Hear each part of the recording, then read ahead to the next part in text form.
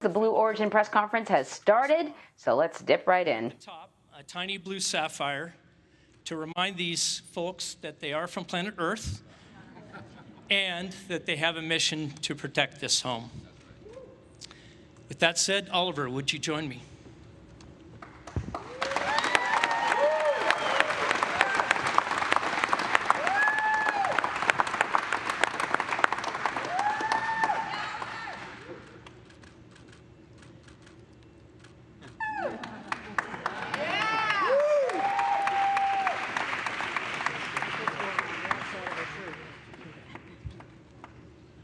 Make this easy. You know what? I'm going to. I practiced. Let me say something. Oliver, you have received a special gift of the astronaut perspective. I know that you will do good things with it and make the world a better place. Congratulations. Thank you very much.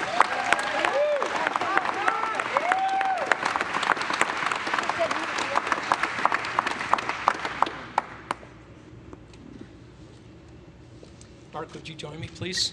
Gladly. I'm so excited for you guys.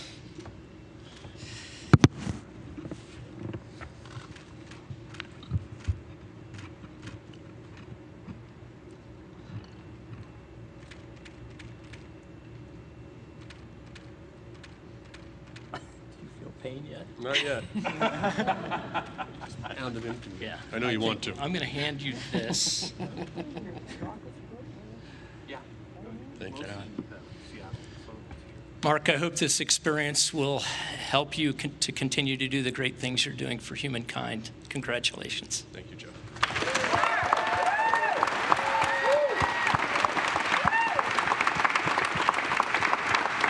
Jeff, would you join me, please?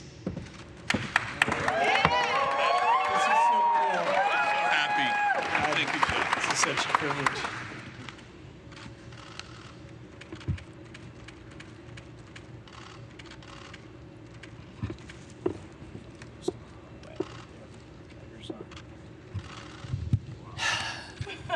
There are a few people I know more deserving of this, Jeff.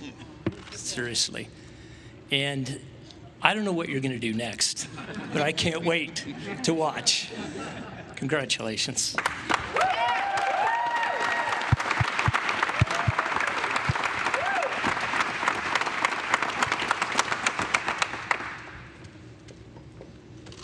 And Wally, would you join me, please? All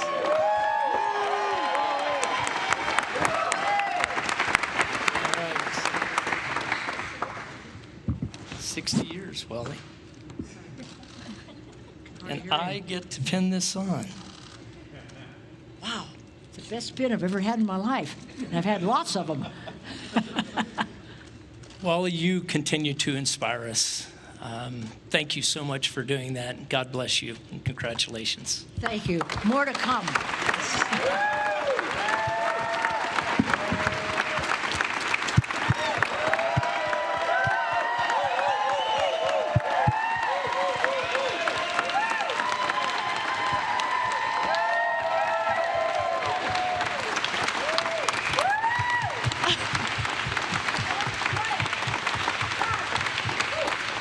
The first 4 of millions to follow. Again, the newest international astronauts, the crew of New Shepard. Congratulations, all 4 of you.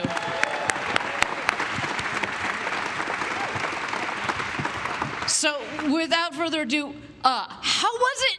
Right. Jeff, what was it like? Was everything you imagined? I'm going to answer that question, but just real quick. Please. I want to thank a few people.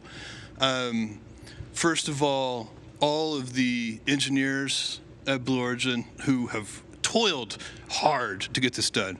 The people who build the vehicle, all of our manufacturing people. This is a big team. They've been working on it for many years, and they have done an extraordinary job of building the most reliable, most beautiful, most fun. I mean, I can vouch for that. I'll get to that in a second. Vehicle. And we owe them a deep gratitude. And the people who kept us safe today, who operated the vehicle, our trainers, everybody. It's just huge. I also want to thank the town of Van Horn. This is a small and amazing little town, you know, we're making a dent in it, and we appreciate you for allowing us to be part of your town. And then I want to thank every Amazon employee and every Amazon customer, because you guys paid for all of this. So seriously, for every Amazon customer out there and every Amazon employee, thank you from the bottom of my heart very much. It's very appreciated.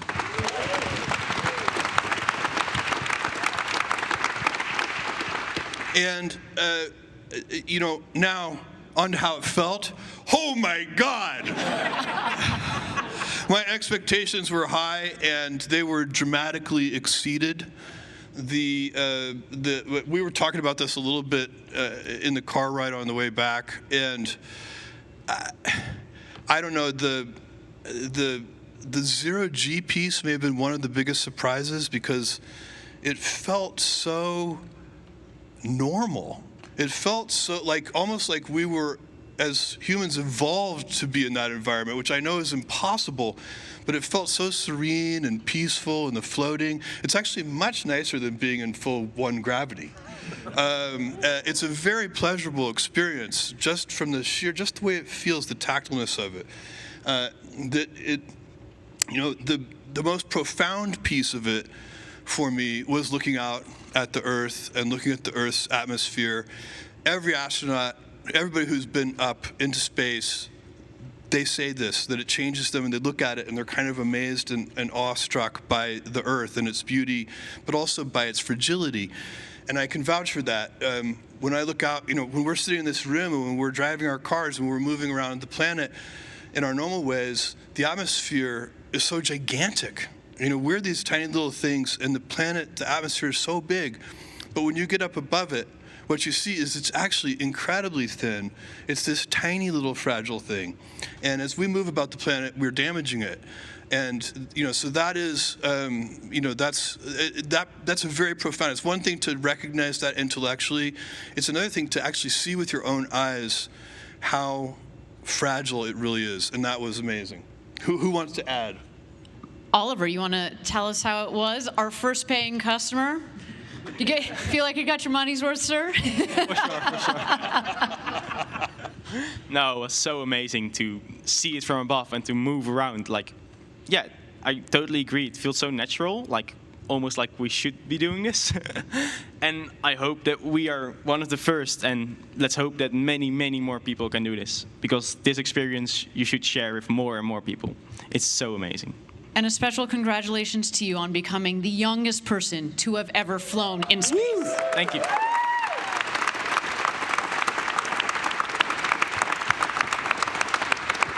You brought with you up there the next generation of space explorers, but certainly another flag up there, the Netherlands. Yeah. To everybody out there, the Netherlands. There's the new Dutch flying man. There you go. Mark, you should say that thing you told me in the car about the G-forces. I thought that was really interesting. Well, I was surprised. I mean, they had told us what what the G-forces would feel like on the way up, and you know, again, it's one of those things that you hear about and you anticipate, but you know, you really feel them on the way up. It was incredibly exhilarating, and then you know, on the way back down, what I had not anticipated. So we hit 5 Gs briefly on the way back down, and that's a lot of pressure. And unfortunately, during the status checks for each astronaut, by the time they got to astronaut demo, which was the name I was flying under, we were at 5 Gs, and so they were like, "Astronaut demo, how you doing?" I was like, "I'm doing okay." I had a hard time responding, but I'm not sure what that video footage will look like. Probably not very pretty, but it was so exciting. If you haven't figured it out yet, well, Wally might be the oldest person ever in space, and Oliver the youngest person ever in space. My brother is the funniest person ever in space, for sure. I want to do a couple of more things before we maybe go to next questions, which is I want to recognize 2 people here in the audience. We are honored today to have Alan Shepard's daughters, Laura and Julie. Could you stand up just briefly so we could say?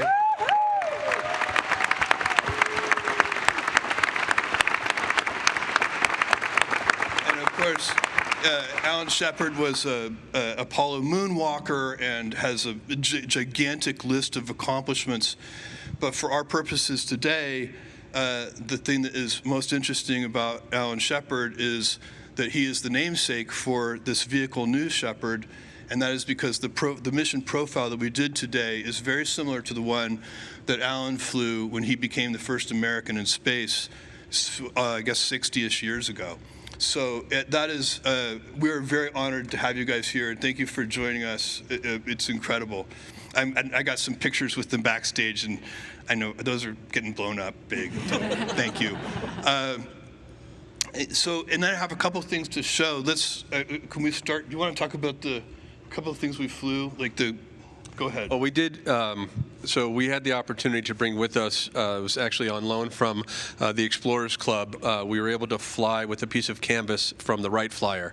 So the plane that the Wright brothers flew, we brought a piece of that canvas with us, which was really powerful, as well as a bronze medallion that was made from the first hot air balloon flight in 1783, which was the first time man ever left the Earth and controlled flight. So we were very thrilled to be able to bring both of those along with us. And we brought those precious objects back. Yes, we did. And the Explorers Club will be pleased to hear that. Yes, they're very happy about that. And we have one more thing, which I would actually just like to show you. If you could, who has the goggles, could you please bring them up to me?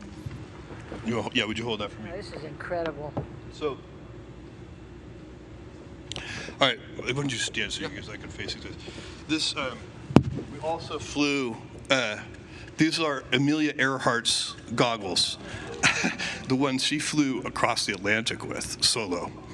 And you can see she put tape over them to kind of have less light come in, because it was just so bright all the day and she was flying for so long. And they're just, I like to think that if Amelia were here, she'd be very, very proud of Wally.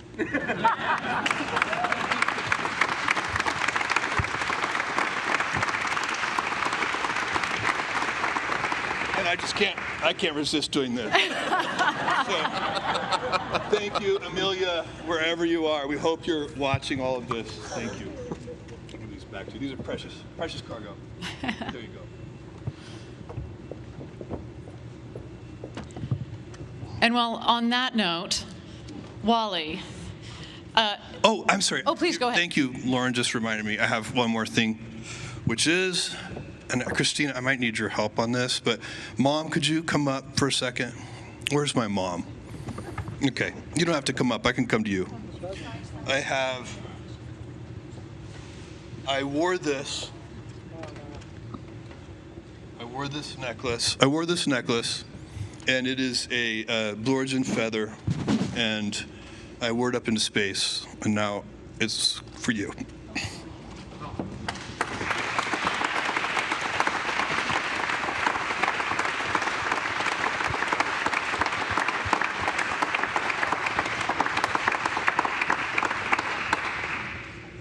I would put it on her myself, but I would need my reading glasses.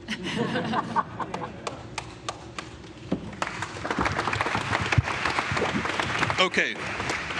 And now, Wally, last but not least, Amelia Earhart, what a lovely transition. An aviation icon and now an aerospace, a space icon. What was it like? Woo!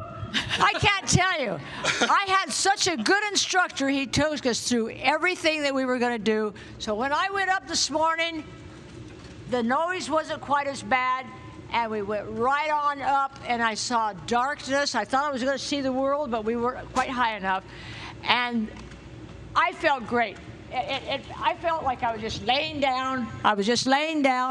And I was going into space. And I want to thank you, sweetheart, because you made it possible for me.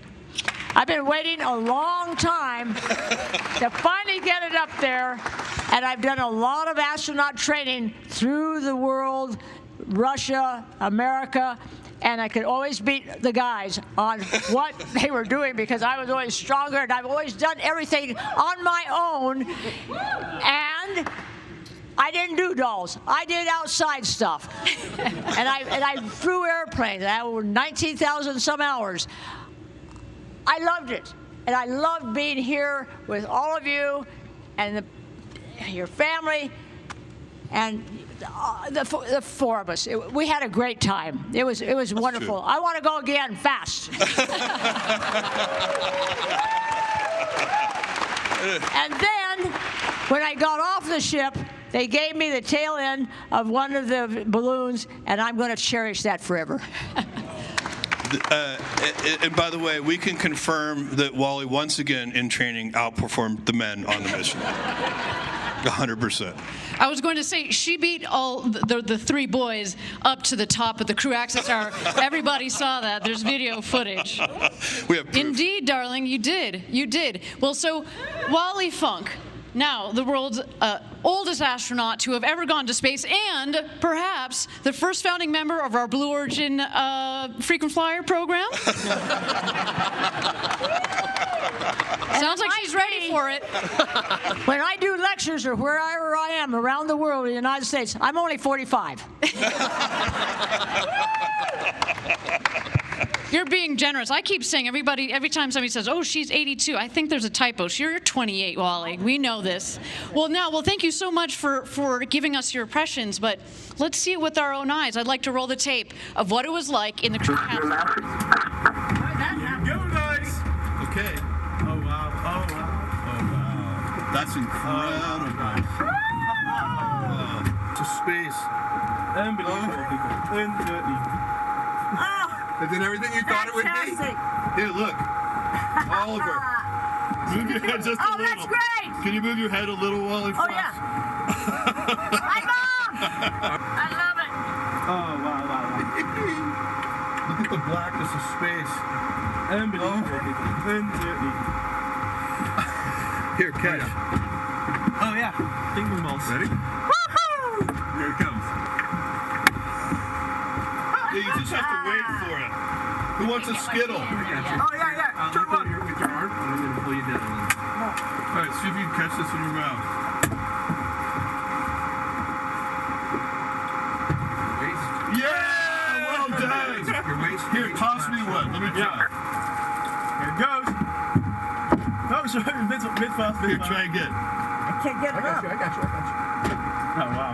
No. Awesome. He coming. Oh. It's so good. Here. Oh, wow. Oh my God. This is incredible. Enjoy Oh, that. I love it. I love it. Oh, wow. Man, this is different, isn't it? It's a little different. I cannot. Oh, wow. Guys, take a moment to look outside. Wonderful.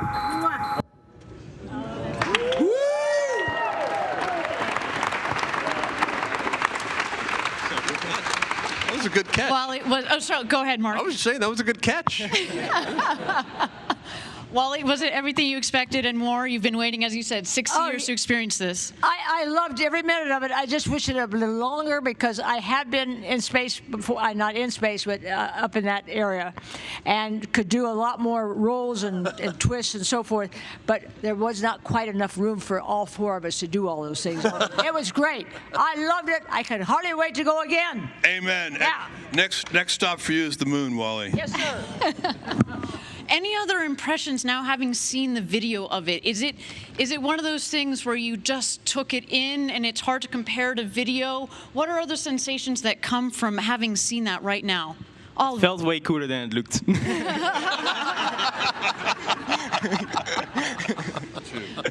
Well, so after, of course, their 4 minutes of weightlessness, the fun that you had, of course, we got you buckled back in, and you descended under those beautiful 3 parachutes. I think we've got another video here of your descent back to our beautiful West Texas Valley. Why don't we roll that right now?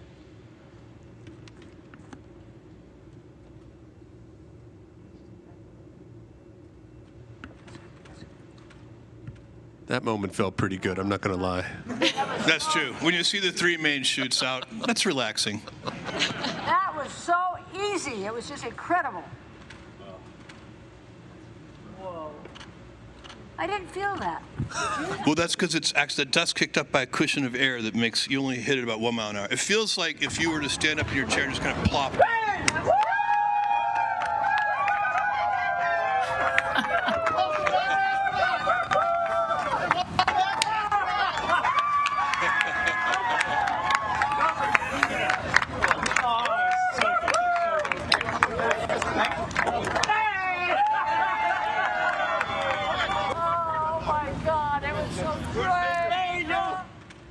And Our family was happy to see us. That's a good sign. what was that moment like, coming back and seeing your friends and your family here? You have supported them, or they have supported you, that is, your dreams to get to this point. Oliver, your father is here. Joseph, thank you so much for being here. What was that like? Yeah, well, he was a bit more emotional than I would have thought. Like, everyone on the ground was way more emotional than we were. We were just having fun. It's so true. Yeah. Yeah, I think that our family has been extremely supportive through all of this, and I think that I know that my wife was an absolute rock leading up to this, which made the adventure much easier for me. But I know that when we came down, it was sort of time to let those emotions out a little bit. So it was great to see everybody, and yeah, it was a little more emotional than I had anticipated as well. Jeff? Yeah, I mean, I wasn't that nervous, but my family was somewhat anxious about this, and so it was so sweet actually to get hugged by them after landing, especially my kids and Lauren and my mom and dad and really all of you guys, and we have a bunch of close friends here too, and it just makes me realize how much I love you and how much I'm loved. And Wally, your friend Mary is here. Yes, I am so happy she's here. She knows what I'm going through. She was one of my flight students, and I've had many, over 3,000 flight students, and I don't know if they're going to get to see this or not, but I felt so charged. I was not nervous. I was just normal person going up into space, and that's what I wanted to feel. Nothing here. I can confirm that Wally was never nervous. She was wondering what was taking so long. It's true. We had a 6-minute hold on the pad, and Wally was like, "Are we going to go or not? What the hell? We're burning daylight. Let's go."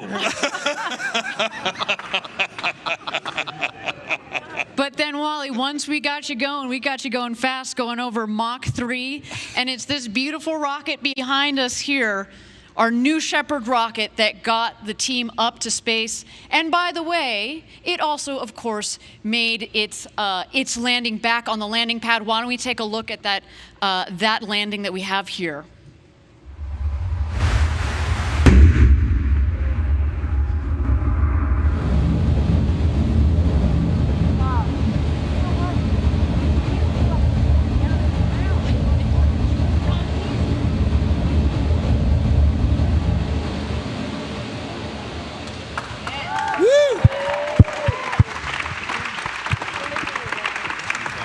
That was a bullseye. Very cool. Absolutely, bullseye. Jeff, a beautiful piece of engineering that our team here at Blue Origin has developed. Would you like to talk to us a bit about why we chose vertical takeoff, vertical landing, being powered by this BE3 engine? Yeah. Because today is not the end, right? Yeah. We're going further with this technology. No, that's a helpful question, because the fact of the matter is that the architecture and the technology we have chosen is complete overkill for a suborbital tourism mission. We have chosen the vertical landing architecture. Why do we do that? Because it scales. It's an architecture that can grow to very large size, and so we want to have experience with architectures that can grow big to New Glenn and one day to New Armstrong. So to have the idea that you want to build big from the beginning lets you choose an architecture, because the whole point of doing this is to get practice. And other kinds of architectures don't scale in the same way to very large size. Vertical landing does. In fact, you can think about it very easily, because if you when you are landing a rocket vertically, you are solving what's called the inverted pendulum problem, and you are balancing a broomstick on the tip of your finger. and you can balance a broomstick on the tip of your finger. You know what you cannot balance on the tip of your finger? A pencil. So basically, the smaller the object, the harder it is to balance. As the object gets bigger and bigger and bigger, it gets easier and easier and easier to balance. It's very simple because it just has more momentum, so it's easier to get under it. So that architecture scales, that's why we chose it. And then the second thing that is a very puzzling architecture choice for most people who know a lot about rockets, you would never choose liquid hydrogen for a suborbital tourism mission. It's completely unnecessary. It's the most powerful, highest performing rocket fuel in the world. And there are two reasons we chose it. The first is, again, practice. We chose that propellant because it is what you see behind me is basically the second stage of New Glenn. And so every time we fly this tourism mission, we're practicing flying the second stage of New Glenn. And that's where you really do want hydrogen, on the second stage of a vehicle that is designed not only to go into low Earth orbit, but to bodies outside of low Earth orbit. And then the other reason we chose it is because it is the most environmentally benign propellant you can choose. When you burn hydrogen and oxygen, you get H2O. H2O is water. And so that is another thing. For a tourism mission, that was really important to us as well. So that's why we chose this architecture you see behind me, and the engineering team did an incredible job. They also really built two vehicles. What you see is not really a vehicle, because I can assure you the escape system was at least as complicated, hard to design, and to test and demonstrate as the main booster itself. So it's almost like building a whole separate vehicle. And I'm also extremely happy we didn't test it today. Thank you so much. Again, congratulations to you all. With that, I'm going to turn it over to Linda Mills, Head of Communications here at Blue Origin, to start the press conference. Thank you very much. Woo! Let's give another round of applause to our amazing, newly minted astronauts. All right. I would like to give a thank you to our journalists who showed up at 2:30 this morning to get set up. I know it's been a long day for all of you, so thank you. I can't believe you guys are still smiling. Thank you. Thank you. So we'll be able to take a few questions, and then we'll just pose for a few photos. So, Rachel, why don't you start? Rachel with CNN. Yeah, Rachel Crane with CNN. Congratulations, you guys, on your astronaut wings. Thank you, Rachel. Jeff, you have said in the past that the work you're doing with Blue Origin is the most important of your career.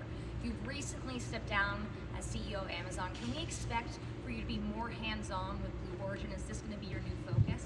Yes, so I'm going to split my time between Blue Origin and the Bezos Earth Fund. So the Bezos Earth Fund is about climate change and sustainability, and that is those two things. And there's going to be a third thing, and maybe a fourth thing, but I don't know what those are yet. I'm not very good at doing one thing. Are you going to be flying again soon? Hell yes. Like, how fast can you refuel that thing? Let's go. All right, next question. Let's go Reuters. Two quick questions. One is, what is your plan to wrap up launches as far as the cadence of the years? And then second, you talked about the capabilities that you're developing. You mentioned that Armstrong. Can you walk us through some of the technical aspects of it and the timing of when that might come forward? So Eric asked about the cadence and the capabilities. Okay, we're going to fly human missions twice more this year. And what we do in the following year, I'm not sure yet. We'll figure that out, and what the cadence will eventually be. We want the cadence to be very high, and one thing we've found out through the auction process and what we've been doing is private sales. We're approaching $100 million in private sales already, and the demand is very, very high. So we're going to keep after that because we really do want to practice with this vehicle. So we're going to have to build more boosters and to fly more frequently, and we're going to be doing that and working on all the operational things we need to do, all the things we learned. What practice does is let you get better, and we want to be able. Right now, we have a mission life. We think somewhere between 25 and 100 flights for one of these vehicles. We like to make that, closer to 100 than to 25. And then once it's close to 100, we'll push it past 100. That's how you get operational usability. You have to remember, big things start small. I told this crew when we got in today and we were sitting there on the pad waiting to lift off, we had time to ourselves.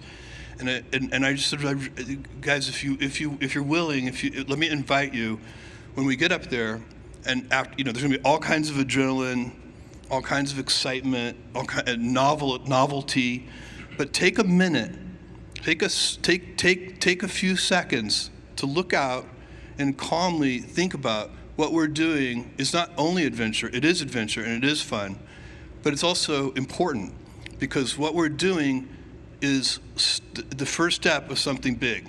And I know what that feels like. I did it 3 decades ago, almost 3 decades ago, with Amazon. And big things start small. But you can tell when you're onto something. And this is important. We're going to build a road to space so that our kids and their kids can build the future. And we need to do that. We need to do that to solve the problems here on Earth. This is not about escaping Earth. Every time I read an article about people wanting to escape Earth, no. The whole point is, this is the only good planet in this solar system. We've sent robotic probes to all of them. This is the only good one, I promise you. And we have to take care of it. And if you go into space and see how fragile it is, you'll want to take care of it even more.